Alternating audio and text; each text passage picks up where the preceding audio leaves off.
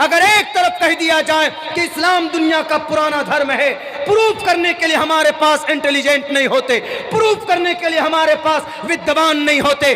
अरे इस दुनिया का पुराना धर्म क्या है? यूं कहो कि इस दुनिया में आने से पहले आसमानी दुनिया पर भी इस्लाम मौजूद था। तो ये शरीयत नामुकम्मल है। ए यहूदियों, ए नसरानियों, एक तरफ जंग के अंदर दूसरी जंग अजीम में एक तरफ अमेरिका और जनाब ब्रितानिया, सोवियत यूनियन, तीन बड़ी ताकत एक तरफ इटली, एक तरफ जापान और एक तरफ जर्मनी। ये तीन बड़ी ताकत एक तरफ, दोनों तरफ बड़ी बड़ी ताकत है। दोनों के तरफ से आग के गोले बरसाए जा रहे हैं। AK-47 का यूज होता है, RDX का इस्तेमाल किया जाता है, मिसाइल का इस्तेमाल किया जाता है।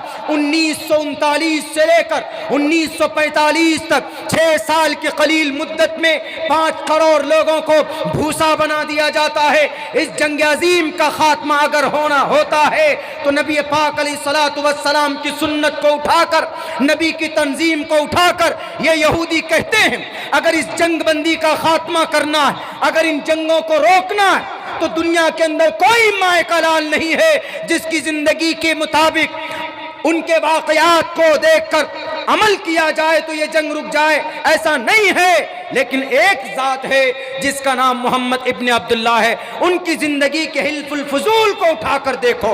आप अलैहिस्सलाम ने हिल्फुल फुजूल, हक के लिए आवाज बुलंद करना, अदल व इंसाफ कायम करना और जंग का खात्मा, 3 अगराज और मकासिद के लिए अल्लाह के नबी अलैहिस्सलातु वस्सलाम ने बुनियाद रखी थी। हिल्फुल फुजूल एक संस्था, एक तंजीम।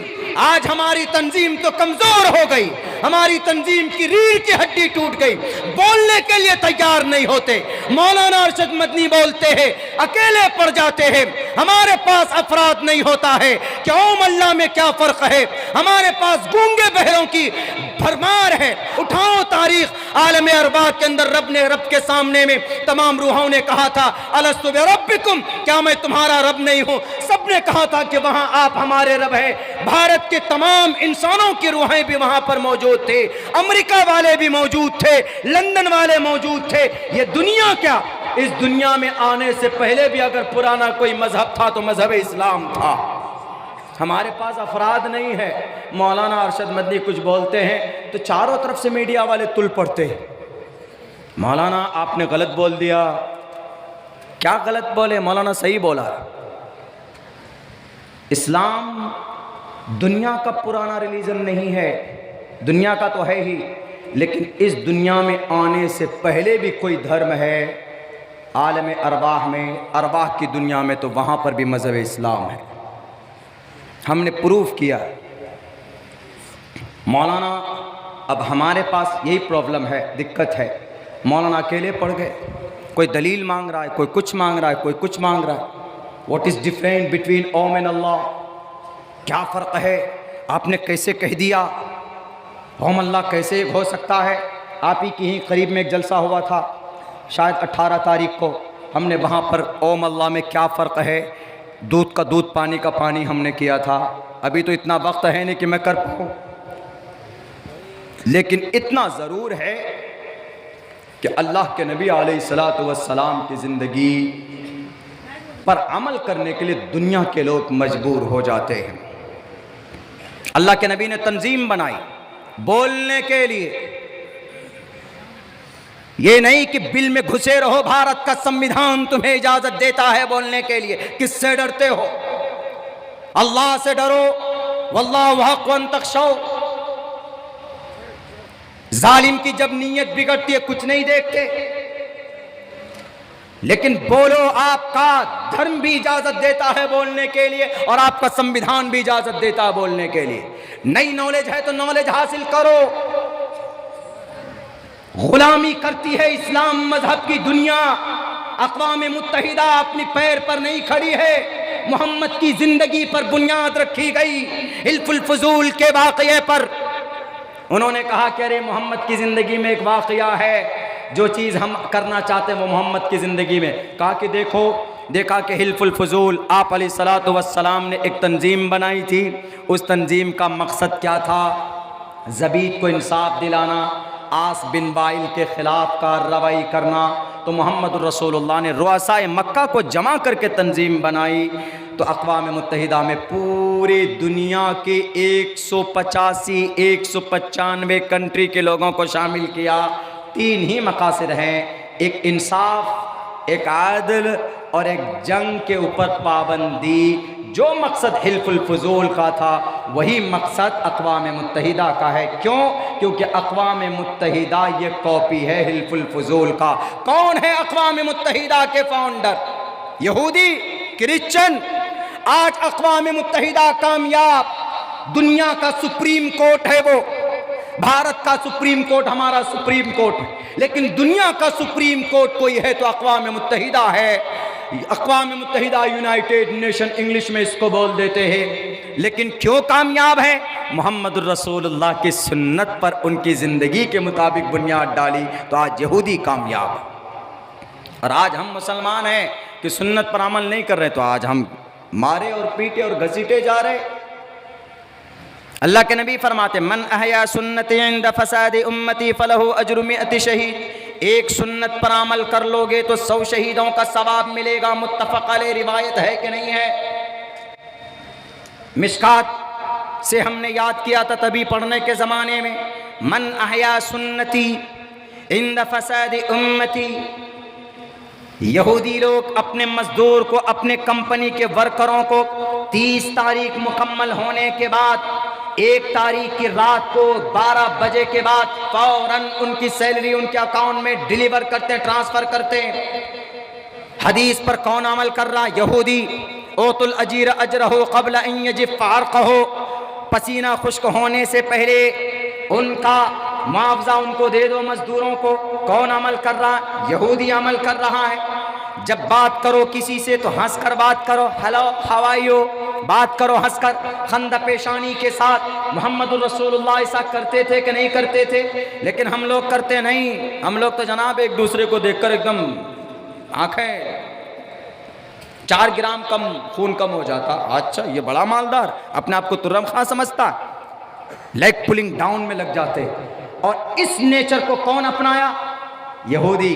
अंग्रेज से आप मिलिए, एयरपोर्ट पे जाइए, स्टेशन पर कहीं देखेंगे या पिकनिक स्पॉट पर कहीं देखेंगे या टूरिस्ट पैलेस पर कहीं देखेंगे तो अंग्रेज से हाथ मिलाइए, अंग्रेज से बात कीजिए तो देखिए कितने खुश होकर बात करते हैं। Hello how are you, I am coming from America, are you coming, are you local, are you coming from India, you are of here, आप यहाँ के हो। खुश होकर हंसकर बात करेगा वो आपसे। ऐसा लगेगा कि जैसे आपका दोस्त है, हालांकि वो आपको जानता भी नहीं, पहली बार मिले हैं। अंग्रेज़ों में ये नेचर है। ये नेचर किन का था? ये तरीक़ा मोहम्मद रसूलुल्लाह सल्लल्लाहु अलैहि वसल्लम का था। इसलिए मेरे भाइयों, चूँकि वक्त इजाज़त नहीं देती है कि मैं और ज़्यादा बात कर सकूँ आप लोगों के सामने में, लेकिन मैं इतनी बात ज़रूर कहना चाहता हूँ इस बड़े मजमे से, आप लोगों से, मेरे भाइयों, मेरे साथियों। अल्लाह के नबी अलैहिस्सलातु वस्सलाम का 2 टोक लफ्ज़ों में फरमान है, लन तज़िल्लु मा तमस्सकतुम बिहिमा। अल्लाह के कुरान को और सुन्नत रसूलुल्लाह को मजबूती के साथ पकड़े रहेंगे, अमल करेंगे उनको, तो इंशाअल्लाह तबारक व तआला कभी भी इस दुनिया के ऊपर जलील और रुस्वा नहीं होंगे। अगर मोदी जी, योगी जी भी अमल करेगा ना इस पर, कुरान और हदीस पर, तो दुनिया में ज़रूर कामयाब होंगे वो। आप गाली देते हम लोग किनको? आरएसएस वाले, भारतीय जनता पार्टी वाले को घुटने टेक कर गाली देते कि आरएसएस वाले ऐसे, भारतीय जनता पार्टी वाले ऐसे। आपने गौर किया, ऑब्जर्व किया है कि उनके अंदर कौन कौन सी अच्छाई है? उनके अंदर यूनिटी है। और यूनिटी किसका पैगाम? यूनिटी का मतलब इत्तिहाद है। इत्तिहाद किसका पैगाम है? अल्लाह के नबी का। अल मुस्लिम अखुल मुस्लिम, अल मुस्लिम का जसदिन वाहिदिन वातसिमु बिहब्लिल्लाहि जमिया, है ना? और हमारे इस्लाम में कितने फ़िरक़े, बल्कि हमारे मुसलमान कितने जमातों में, ये गांव वाला अलग, वो मोहल्ले वाले अलग, वो तंजीम वाले अलग, वो इस तंजीम में 2 हिस्से, वो हिस्सा अलग, उस तबलीग जमात में 2 हिस्से, तुम फना तुम फना। तुम कब्र खोद रहे हो अपने लिए। अल्लाह तबारक व तआला को तुम्हारा काम मकसूद है, लेकिन उससे पहले तुम्हारी यूनिटी मकसूद है। आरएसएस की कितनी तंजीम है? एक है कि नहीं है? हमारी कितनी तंजीमें हैं, हम मुसलमान कितने प्लेटफॉर्म पर हैं। यही इबरत की जगह है, यही इबरत सोचने का मकाम है। हमारे बुद्धिजीवी लोग बोलते हैं कि व्हाट इज नीड, क्या जरूरत है, मसलिहत की वजह से अलग हुए। मसलिहत की चादर ओढ़ कर अपनी बुज़दिली का सबूत मत छुपाइए, बल्कि इस कौम को इंसाफ चाहिए। ये कौम जर्नेल और बहादुर कौम थी, इसको बुज़दिल मत बनाओ अल्लाह के वास्ते। आज आरएसएस 10 करोड़ रजिस्ट्री मेंबर है। यस अगर बोलते हैं तो 10 करोड़ लोगों के पास पहुंचती है वो खबर, और हम मुसलमान 10 करोड़ जमातों में बटे हुए। मौलाना क्या बात करते हैं आप। वही दोनों जवान मारे गए, कातिलों को बचाने के लिए पूरी गांव पूरी बस्ती खड़ी हो गई, और वहीं पर उन मजलूम और मासूम बच्चे, उसके 6 बच्चे मोहम्मद जुनैद या नासिर के थे, जो यतीम हो गए बच्चे, वो जो लावारिस हो गए बच्चे, उनके पीछे खड़े होने के लिए कोई तंजीम अभी तक नहीं आई। अल्लाह के नबी ने तंजीम बनाई थी 20 साल की उम्र में कि मजलूमों के साथ खड़े होंगे। मैं बोलता हूं तो मेरी बात कड़वी लगती है, लेकिन अल्लाह गवाह है, सच बोलता हूं, इसलिए कि आपको अल्लाह ने पावर और ताकत दिया है। इस कौम ने आपको कुर्सी के ऊपर बैठाया, चाहे दानिश्वर हो, चाहे दुनिया परस्त हो, चाहे दीनदार लोग हो। अगर मैं भी हूं तो मैं भी मुजरिम हूं। इस कौम को बचाने के लिए आवाज बुलंद कीजिए खुदा के वास्ते।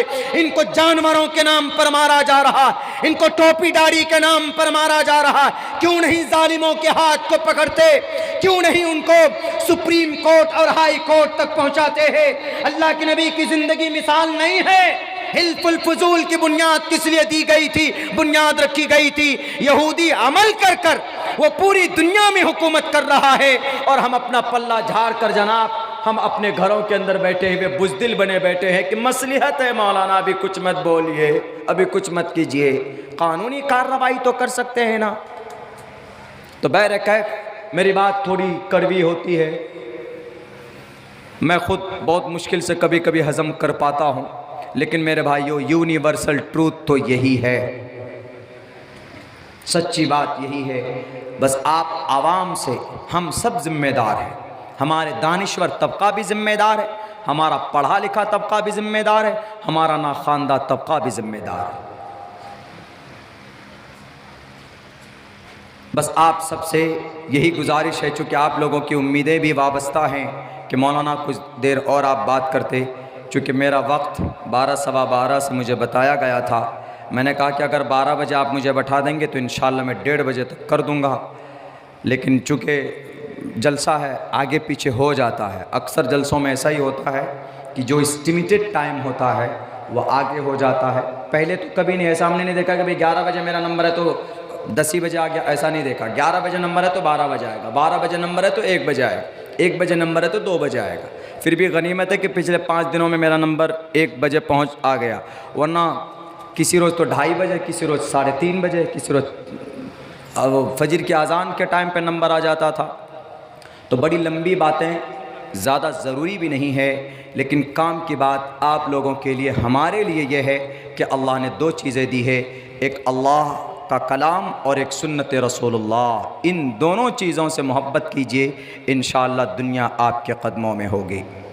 एक्सप्लेन का मौका नहीं है, वरना हम दुनियावी एतबार से समझाते लोगों को कि इस्लाम का दुनिया के ऊपर क्या क्या एहसान है, क्या क्या एहसान है। नई तहक़ीक़ की बातें आप लोगों के सामने रखते इंशाअल्लाह फिर आइंदा रखेंगे। लेकिन जो भी बातें अभी बताई गई उलमा के ज़रिए और बताई जाएंगी, आप लोग बैठें। इन द एंड मजबूरी है मुझे ट्रेन